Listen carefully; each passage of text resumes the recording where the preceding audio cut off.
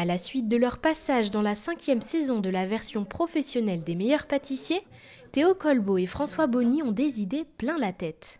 Après l'ouverture de leur première boutique gâteaux et cacao à Sallanches il y a 1 an, c'est à Chamonix en décembre dernier qu'ils ont décidé d'ouvrir leur deuxième pâtisserie, chocolaterie et confiserie.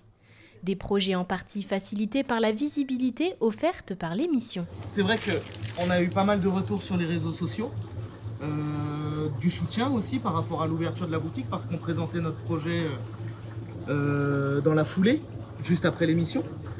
Et c'est vrai qu'on a eu beaucoup de soutien sur les réseaux sociaux.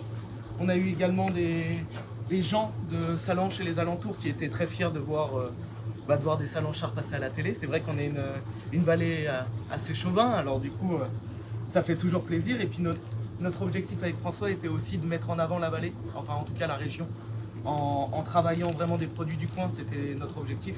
C'est l'envie de challenge qui a poussé ce duo à se lancer dans cette aventure médiatisée.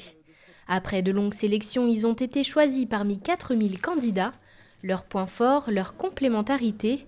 Théo Colbeau est pâtissier, la fabrication des gâteaux était donc sa mission principale. François Bonny, chocolatier, s'attelait quant à lui davantage aux éléments de décoration.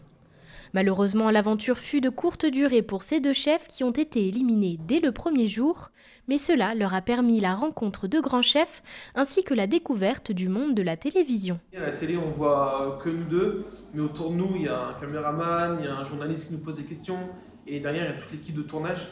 Donc c'est ça, moi, qui m'a plus impressionné, c'était pas le concours en lui-même, même si autour de nous, il y avait de très grands pâtissiers, ceux qui ont gagné en plus, qui avaient largement leur place. Mais ouais, c'était le monde, c'était les alentours en fait. Le monde de la télé, c'était vraiment spécial.